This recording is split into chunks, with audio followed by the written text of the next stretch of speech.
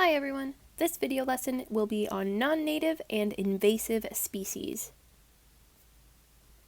A non-native species is a species which inhabits an ecosystem it is not from. This differs from an invasive species, which is a non-native species, so it inhabits an ecosystem it's not from, but the introduction has a negative impact on the environment. An invasive species costs Canadians a lot of money as we try to control these invasive species. Here are some examples of some invasive species that shouldn't be in Ontario, but they are today. So first we have the earwig, and you may have seen one of these in your house. They're better known as the European earwig because that's where they came from. They were never in North America until the early 1900s. Now, invasive species don't have to be animals or insects, they can also be plants like the purple loosestrife. And this, again, is from Europe, but also Asia, and it was brought to North America. This highly invasive plant was likely introduced because its seeds came in soil that came from Europe or Asia. Down here we have the sea lamprey, and this is an invasive species to the Great Lakes. A single sea lamprey kills 40 or more pounds of fish in its lifetime as a parasite, so this one is very damaging to the ecosystem of the Great Lakes. Next, we have zebra mussels. Again, these came from Europe and Asia, and they were stuck to the bottoms of ships as things were being imported to North America. And finally, we have the European starling, once again coming from Europe.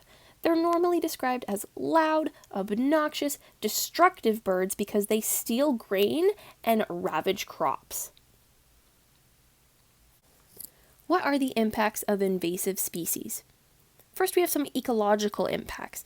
So they compete with or feed on native species, and this leads to population changes and/or extinction, which we talked about in our last lesson. They can also change ecosystem dynamics by altering energy and nutrient cycles. Another impact is health. Disease-causing organisms can be introduced. Think of the West Nile virus that comes from mosquitoes. Pesticides are used to control invasive species, can sometimes be health risks because they contain harmful chemicals. There's also economic impacts, so it can damage forest or agriculture sectors, causing financial loss. There can be competition with native species, and this can lower crop production. And diseases and/or pests can destroy livestock, crops, trees, and harm important species. And finally, we have tourism. So damage to the environment affects how it looks, and this means less tourists may come to see it. They can also damage waterways to the point where boats can no longer pass through. Controlling invasive species. So preventing the introduction of new species is preferred, but it can be difficult. For example, small things are difficult to detect, things like seeds of a plant or insects, whether it's an adult or an egg. And once established, invasive species are difficult to eliminate, but methods can be used to attempt to control their population size. One of the ways you can control invasive species is by pesticides or chemical control.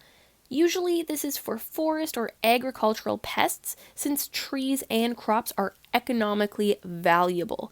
So pesticides decrease crop damage, but there is a drawback. They can kill other organisms by accident, along with polluting the air, soil, and water.